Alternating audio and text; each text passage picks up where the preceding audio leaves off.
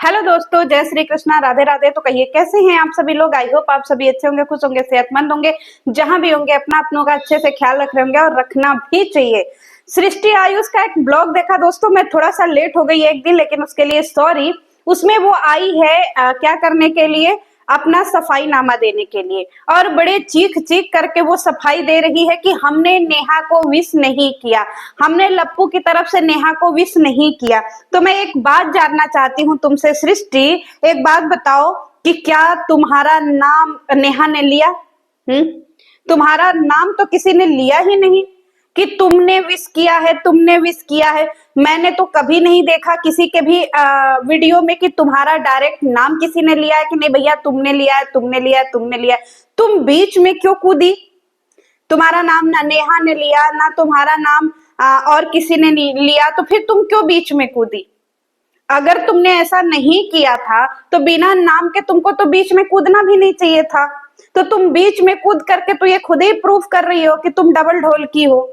हम्म और बात करती हो कि तुमको किसी से लेना देना नहीं है, तुम अपने काम से काम रखती हो, और दूसरी तरफ तुम भाषण देती हो कि मैं बात करती हूँ किसी से तो मेरी 1-2 घंटे बात हो जाती है। अब एक बात बताओ, ना ही तुम किसी की रिश्तेदार हो, ना ही तुम किसी की वो हो, तुम्हारा क्रिएटरों से 1-2 घंटे की बात है, ये तो जरा गले के नीचे नहीं उतरता है भाई। कि भाई क्रिएटरों की 1 से 2 घंटे कौन सी बातें हो रही हैं। और तुमने ये भी बात बोली कि तुमने आज तक किसी का घर बिगाड़ा नहीं है, तुमने कभी झूठ नहीं बोला है, तुम्हारे जितने भी कंटेंट आए हैं सारे साफ सुथरे आए हैं। तो एक बात बताना कि जब तुमको नेहा ने नोटिस नहीं भेजा था, तो तुम नेहा के और लप्पू की कंट्रोवर्सी में जब लप्पू के घर से निकली थी, तो तूने ये झूठ क्यों फैलाया था कि नेहा ने तुझे नोटिस भेजा था? नेहा ने तुम्हारे घर पे नोटिस भिजवाया। तुम्हें शर्म नहीं आता है झूठ बोलते हुए?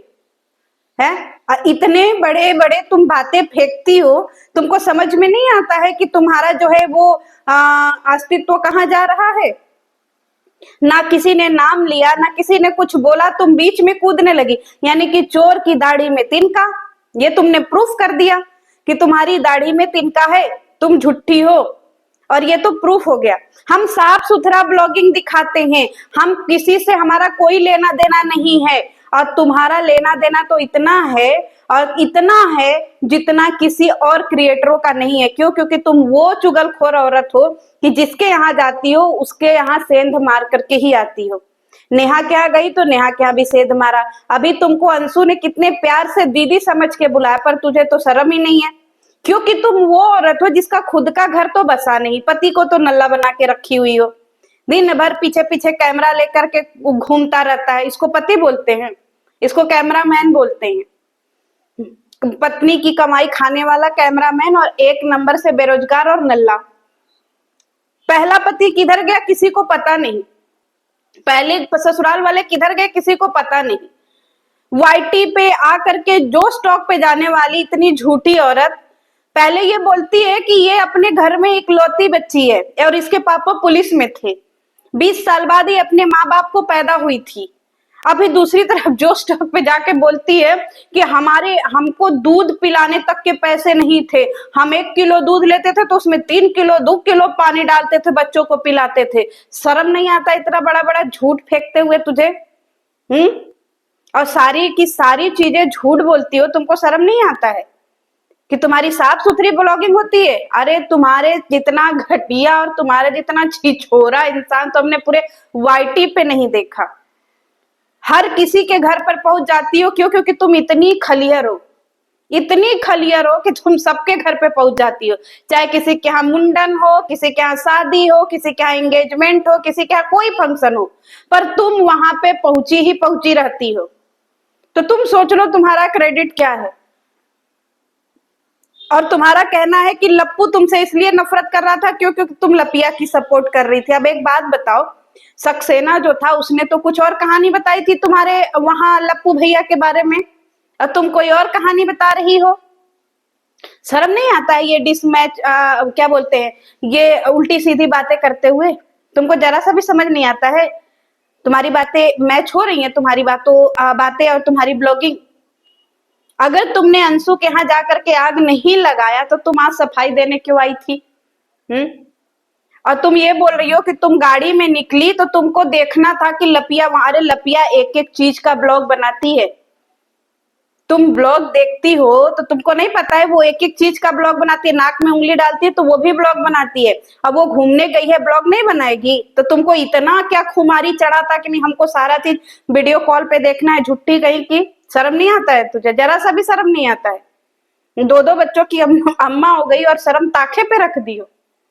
थोड़ा बहुत शर्म बचाओ तो कहीं से, थोड़ा बहुत लाज ओज बचाओ ना, तो वो निकाल करके रखो अपने शरीर में। और ये थोड़ा झूठ का वो खत्म करो, क्योंकि भाई साहब तुम्हारी बातें इतनी मिसलीडिंग होती हैं कि जनता सुने तो उसके पैरों तले जमीन खिसक जाए। तुमने आज तक किसी का घर नहीं बिगाड़ा, बाप रे इतने बड़े बड़े शब्द तुम लाती कहां से हो?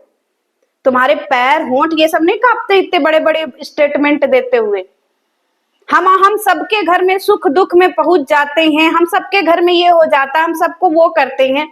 हमारा अलग ही रिश्ता है, तुम्हारा तो इतना अलग रिश्ता है लपुआ से कि तुम तो हर समय उसके कंधे पे चढ़ करके नाचती रहती हो। देखो अपने ब्लॉग उठा करके, ऐसे ऐसे नाचती हो जैसे लगता है कि वो तुम्हारा भैया से कहीं ज्यादा ही बढ़ के है।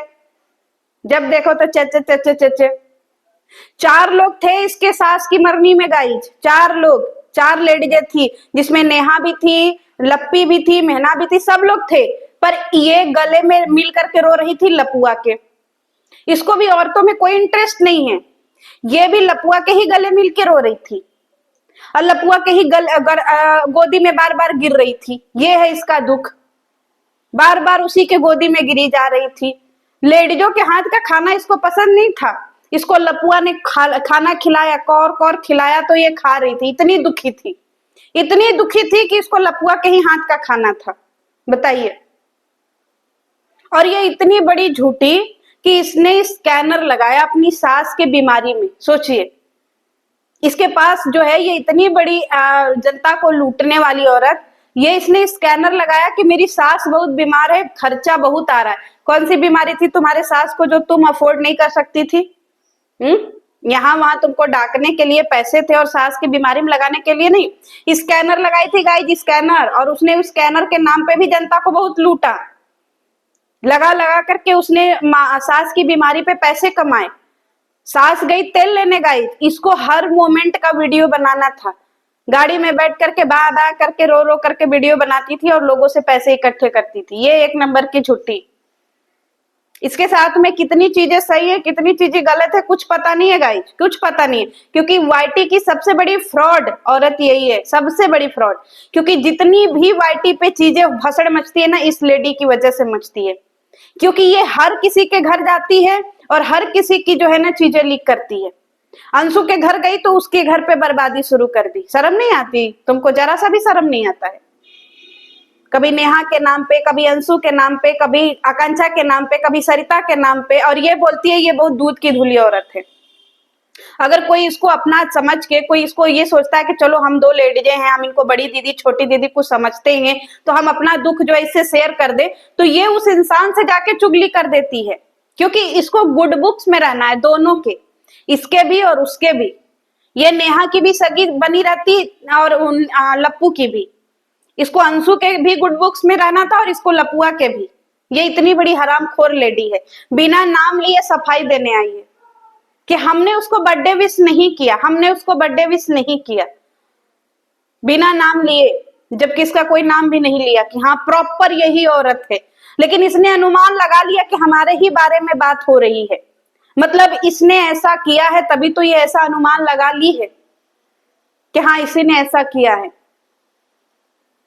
तो इस औरत पे भरोसा उतना ही करना चाहिए जितना कि आप जो है ना बारिश में सॉरी बरसात के महीने में बारिश पे करते हैं।